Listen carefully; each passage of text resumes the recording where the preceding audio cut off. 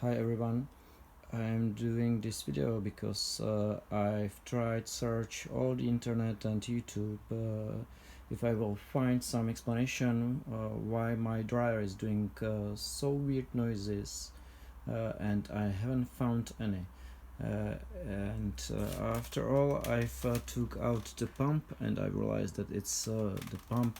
This is Beko, but I guess it's pretty same for all dryers. I'll try to turn it on,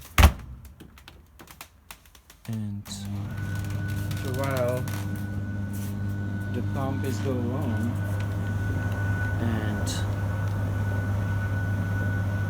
the propeller is start spinning, but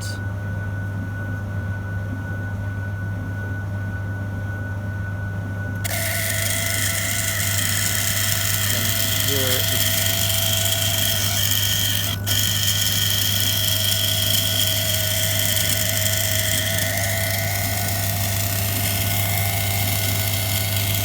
so I guess I need to order a new one. So if anyone hears this weird noise inside the pump,